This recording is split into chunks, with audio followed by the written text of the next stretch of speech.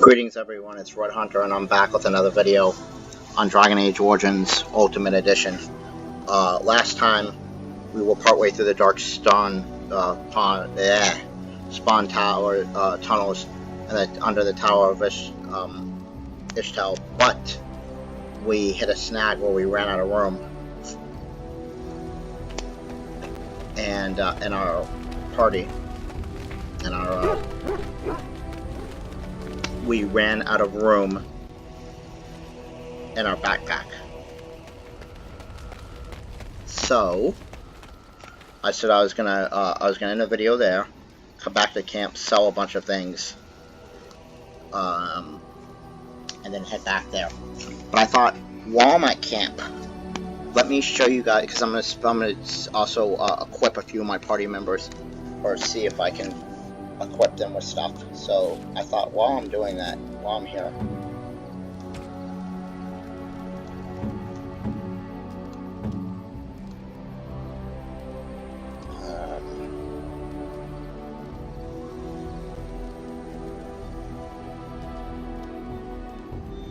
these are better boots.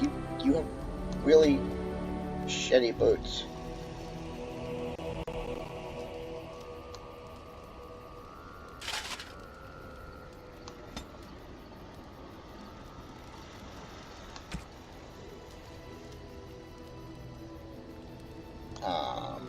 We're gonna give you Mark's blade.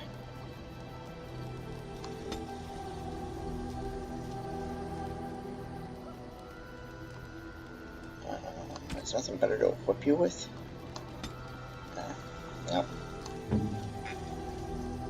It's 9 needs. He can have the blood dragon's plate, but he's not coming back with me. So that would be kind of.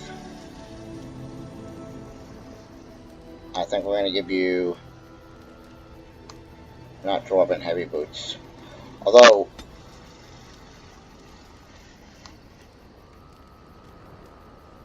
10 and 10.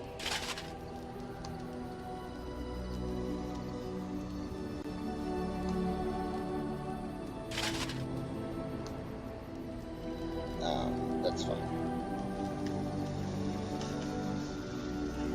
We could sell a bunch of this stuff.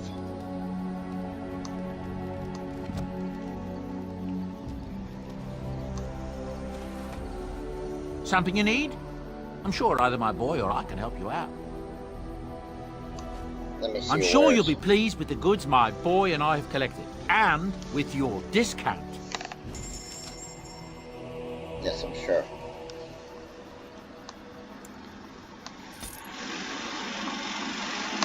Acidic coating. Greater warmth bomb. This. Let's scroll down a little bit. Sell this. Yes, I know this stuff can be used to craft potions and stuff like that. I'm not really interested at all in it. Sell the long sword. Sell the.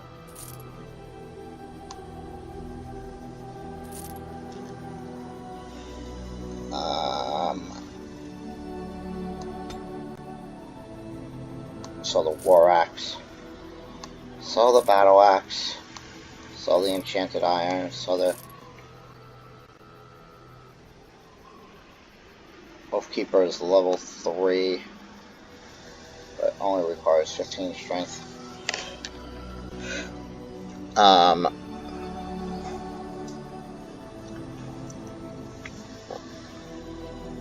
Let's see here.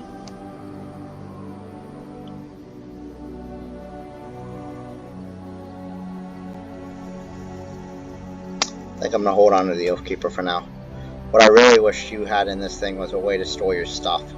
Actually, could we store stuff at the Soldier's Peak?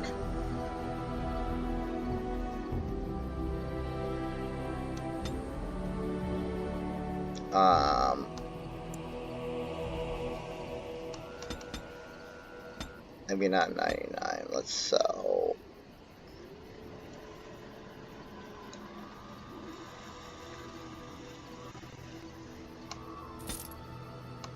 You know what? Let's sell the arrows and the bolts since we're not using them.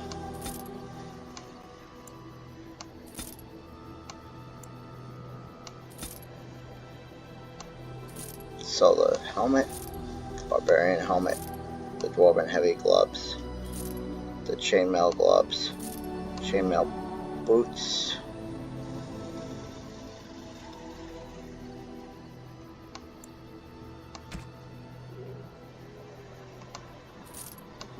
dwarven heavy boots, chainmail boots, the studded leather armor, scale armor, splint mail,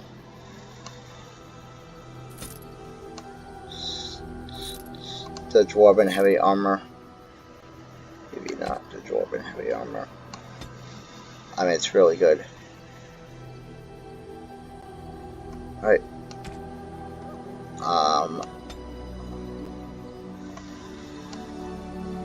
We're not interested in the flawed stuff.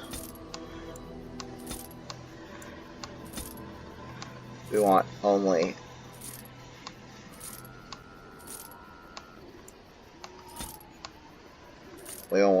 the perfect stuff. So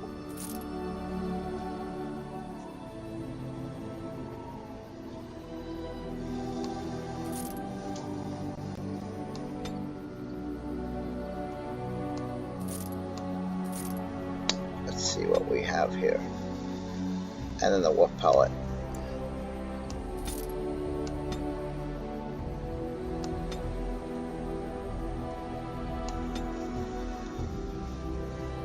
Do we have another backpack?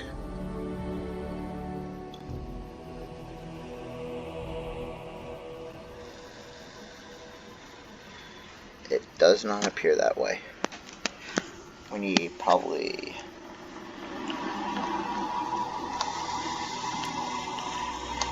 let's take like 6 to be safe.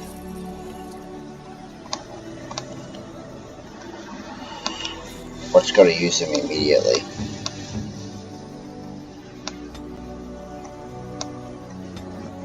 I'm to keep this, am I? Fine. I'm to keep this, am I?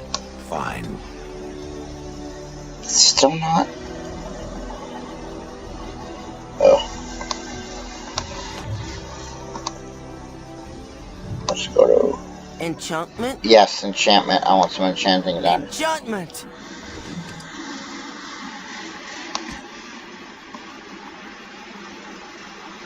Bright blood is good put by Alistair. Okay.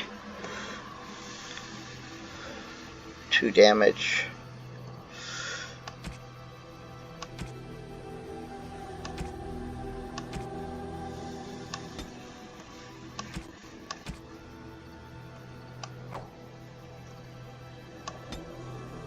That can't be the only thing. Alright, so here's what we want. We're gonna take all of this off. We're not going to buy any runes, I don't think.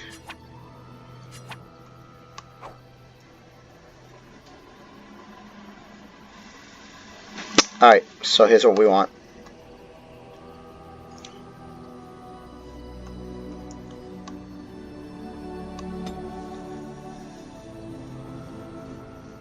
We want the expert silverite rune, 6 damage plus 6 damage versus the dark spawn.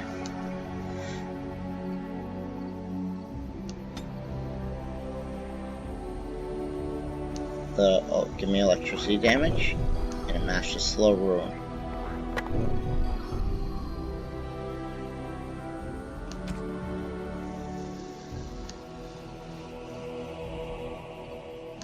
Gun crusher, give me a slow rune. And plus damage versus the undead. Give me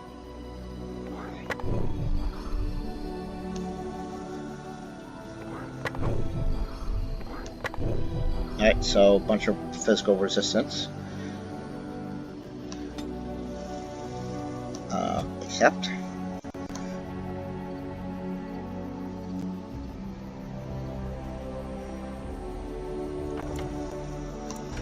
Let's save the game.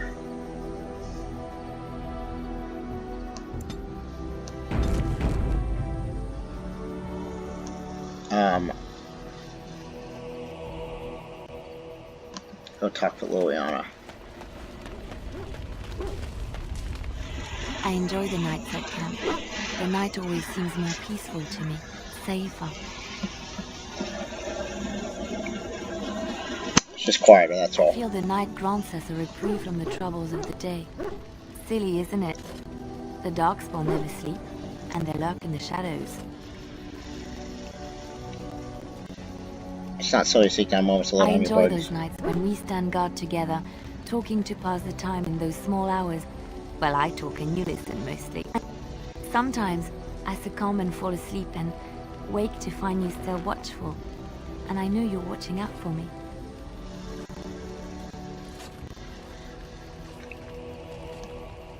I'd be a poor leader if one of you died on my What I'm watch. trying to say is that I trust you.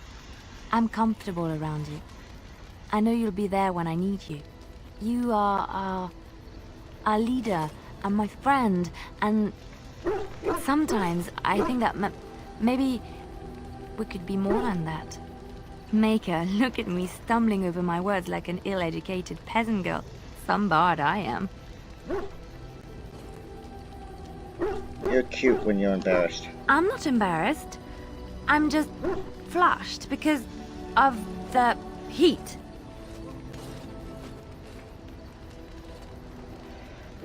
I really like you, Liliana, but we should just stay friends. Right, friends. I see. Well, I mean, I can't imagine why we wouldn't stay friends. I'm a Grey Warden, duty comes Yes, first. I understand. Completely.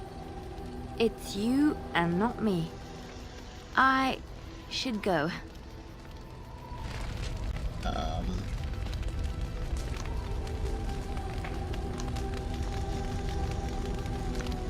Sorry. Normally I'd be perfectly okay with her. Oh, there's love. The stars are out. Yes. There's still beauty to be found in It this world. comforts me to know that the stars will remain untouched by the blight. That whatever happens down here, they will shine eternally.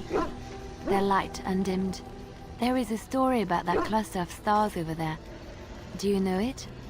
Elindra and her soldier? Tell me the story. A long time ago, there lived a fair maiden called Elindra. She had many suitors, but spurned them all, for she did not love them. One day, Elindra was sitting by her window in her father's castle, singing and dreaming, when her lovely voice caught the attention of a young soldier. Entranced by her song, the soldier drew near to Elindra's window. As their eyes met, he fell in love with her, and she with him. When Elindra told her father about the man she had chosen, he was furious, for Elindra was high-born, but her love nothing more than a common soldier. To keep them apart, he had Elindra imprisoned in the highest tower of his castle, and sent her soldier to the wars. Alas, not a month had passed before news of the soldier's death reached Elindra. Alone in her tower, Elindra wept for her love, and beseeched the gods to deliver her from this cruel world. So earnest was her plea, that the gods themselves were moved. They gathered Elindra into their arms and lifted her high into the heavens, where she became a star. The gods also raised up the soul of Elindra's soldier love, and there he dwells, across the horizon from her. The band of stars between them is a river of Elindra's tears, cried for her lost love. They say that when Elindra has cried enough, she will be able to cross the river to be reunited with her soldier. That's a beautiful This story. story is one of my favorites. A tale of a love so great and so enduring that it defies death and moves the gods to action. Sometimes I ask myself, does such a love exist? Can it exist?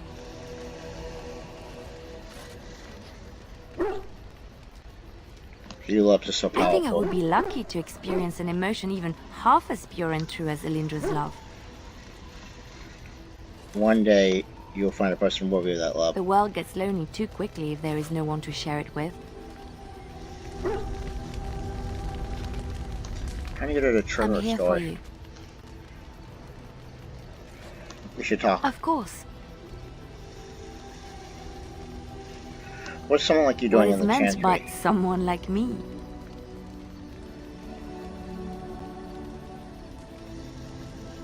You don't teach how to fight in the closer, Did do you they? think I was always a cloistered sister? The Chantry provides succor and safe harbor to all who seek it. I chose to stay and become affirmed. What did you do before I that? was a traveling minstrel in Orlais. Tales and songs were my life. I performed, and they rewarded me with applause and coin. And my skill in battle? Well, you pick up different skills when you travel, yes?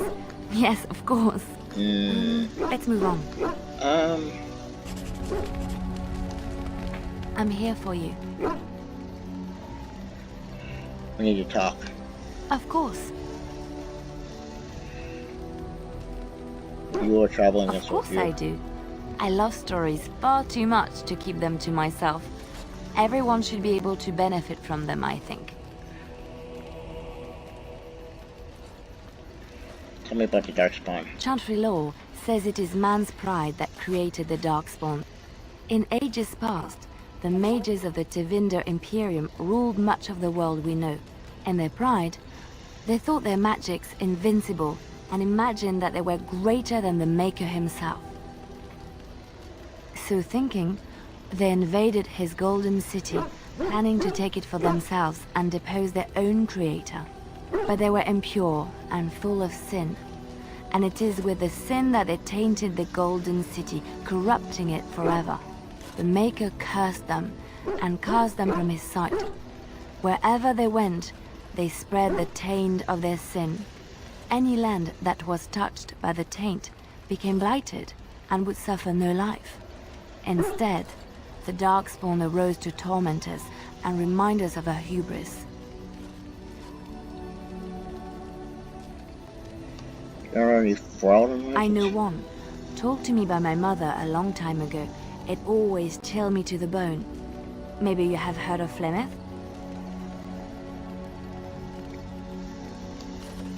I met a Flemeth. Ah, are you sure? Was she the Flemeth of legend?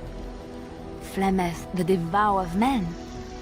Flemeth, mother of witches? Flemeth, demon-touched, who dwells in the mists? She didn't really introduce herself as such. Ferelden mothers scare their daughters with talk of Flemeth. They say that if you're bad, Flemeth will spirit you away and bind you to her forever. They also say that Flemeth mourns her lost beauty and will steal yours through your looking glass if she catches you. Tell me the whole story. Flemeth's beauty was known throughout the land. She had hair like unto a moonless night, skin as pale as winter's first snow, and eyes as beautiful and perilous as the sea. When she came of age, she came to the attention of the Lord of Highever, Conobar, and he took her for his wife. Conobar soon learned that his young bride had the gift of magic. He kept this a secret, for he feared that she would be taken from him. Flemeth stayed with Conobar for some years, and with his blessing, she practiced her art.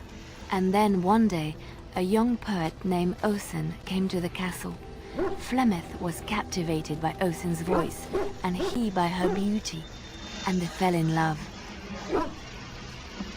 Ooh, the plot thickens. Flemeth longed to be with her true love, and she and Osen fled from Conobar's lands, seeking refuge in the Kokari wilds with the chasing tribes. They lived there happily for many a year, till the day Flemeth received news that Conobar was dying and longed to see her face one last time.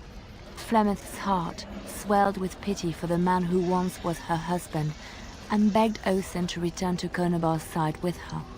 But when Flemeth and Osen entered Highever, they were captured by Conobar's men, and Osen was slain in front of Flemeth's eyes. Flemeth was imprisoned in the highest tower of the castle, there to await Conobar's judgment on her. Distraught at the loss of her love, Flemeth plotted revenge against her husband. She summoned a fey demon, intending for it to wreak vengeance on Conobar. But a spell went awry. The demon possessed Flemeth. Turning her into an abomination, the halls of the castle run red with blood as Flemeth slaughtered Conobar and all his men. The last of Flemeth's humanity melted away, and at dawn, she stole back to the wilds to plot and scheme for 100 years. They say she took to her side many chastened men, and with their help, begat her daughter witches, who even now prowl the dark places of the Kokari wilds.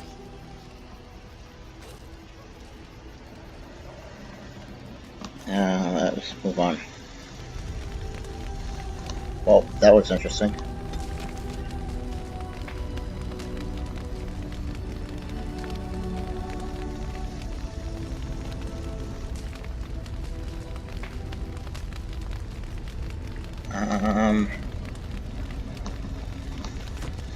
Anybody else feel like she's more than a bard?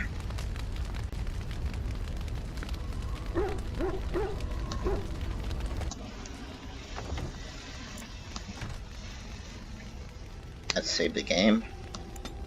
Have one more conversation.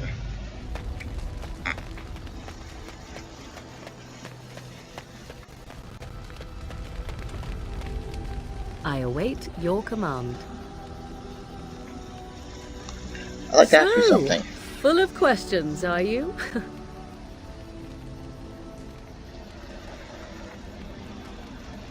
Is Flemeth really what she seems to be? Well, that depends, does it not? What does she seem to be? Powerful. You mean, is she truly the Flemeth of legend and story? Tell me, how much do you know of the tale? The one that the chastened still tell of my mother, to frighten them into obedience. More interested in the truth. I can relay what Flemeth once told me herself, and you can decide whether or not 'tis the truth, if you desire. That sounds interesting. As the tale is sung by the bards, there was a time when Flemeth was young and beautiful, a fair lass in a land of barbarian men, the desire of any who saw her. Yes, I've heard that The part. tales say that Flemeth fell in love with Osen the bard, and fled the castle of her husband, the dread Lord Conobar, and that he swore vengeance for her infidelity. In truth, my mother claims that 'twas Osen who was her husband, and Conobar the jealous lord who looked on from afar. Lord Conobar approached young Osen and offered him wealth and power in exchange for his lovely wife, and Osen agreed. He sold his wife to another man? The life of a bard is a poor one, and love fades in the wake of hunger. 'Twas Flemeth who suggested the arrangement. All would have been well had Lord Conobar kept his end of the bargain. But he was a foul man who bargained with coin he did not possess. Osen was led off to a field and slain, left for dead. Flemeth spoke to the spirits and learned of the deed, and swore revenge. He spoke to Spirits demons. first, and 'twas they who slew Conobar. Flemeth did not turn to the demon until much later. Lord Conobar's allies chased Flemeth, you see. Chased her to the wilds, and there she hid. There she found the demon, and he made her strong.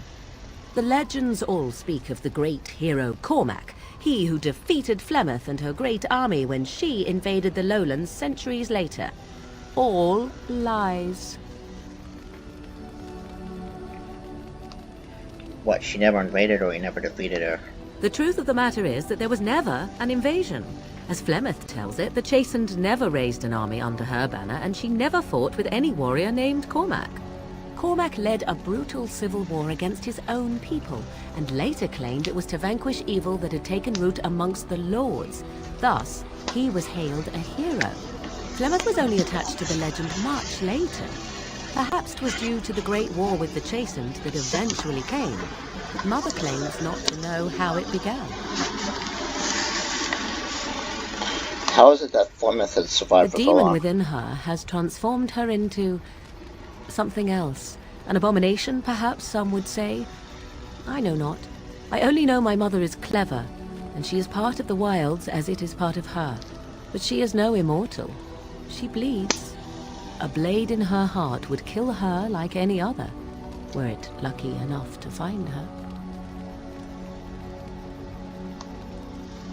The legend tells of You ask if I have sisters. I have asked of this myself. The stories tell of many witches of the wilds after all, not just the one. And these tales existed long before I did. Flemeth refuses to speak of other daughters, if they existed. So, should I believe I am her first? I doubt that too. Why would she refuse? The Chastened tell of a falling out between Flemeth and her daughters. They say that one day she hunted them all through the wilds and ate their hearts. It may be true. I have never seen another witch or heard of one. Perhaps one day Flemeth will eat my heart as well. How often is this usually? Always? If not always, then when is it not true? There are more things in this world and the next than you or I could ever hope to understand. What Flemeth became is a mystery. I suspect, even to her. Do you believe her version? I do not believe everything that Flemeth claims. Oft it seems her bitterness has colored her memories. But on the whole, yes, I believe this tale, if not all. Interesting story, thank you. Flemeth tells it with far more embellishment than I, but you are welcome. Dare I ask of your own mother? Few are abominations of legend, 'tis true, but I find myself curious nevertheless. I love her. What else do you want to know? Nothing. I wish to know nothing more. I find myself a little envious, to tell the truth. But it matters not. Let us move on.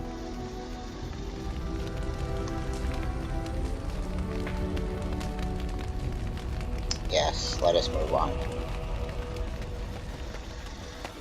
Alright. That's enough talking. Let's save. We're gonna go back to the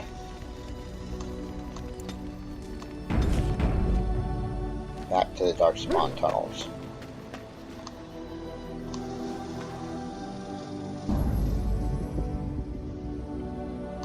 Yes. Indeed.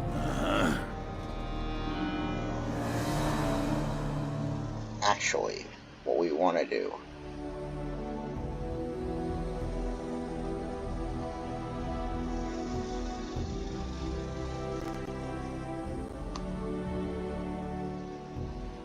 What we want to do is All the... So here's what we're going to do. We're going to go and we're going to level up our party members, and we're going to do that by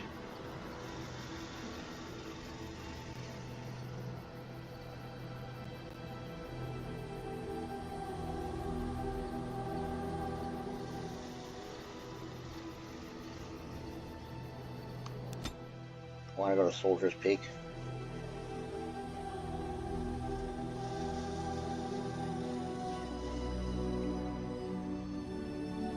We're going to go back and forth and switch out all the party members and level them up. I wish you could level them up at camp, but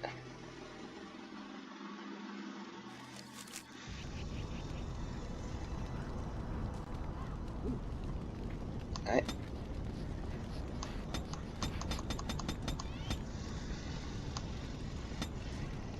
Let's do shred. Alright. Back to the world map. Back to the camp.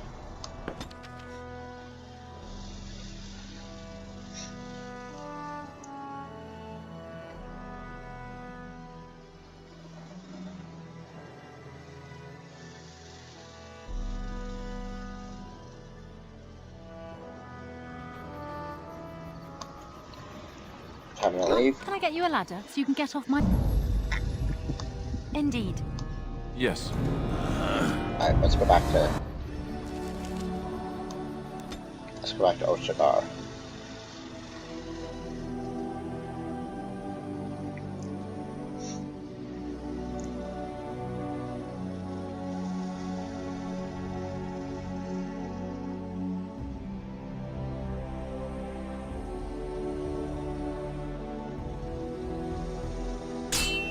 Ambush.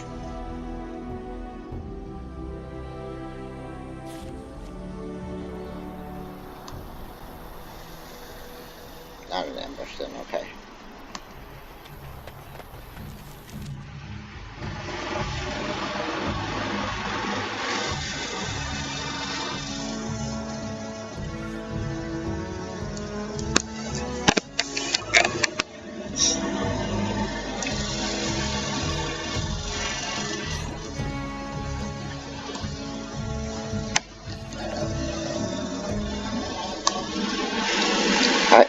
Alright, I'm gonna call it here, and when I come back next episode, I'll be back where I was. Alright guys, give me a like, give the video a like, subscribe, leave me a comment, all the usual good stuff. See you guys next time. Red Hunter out.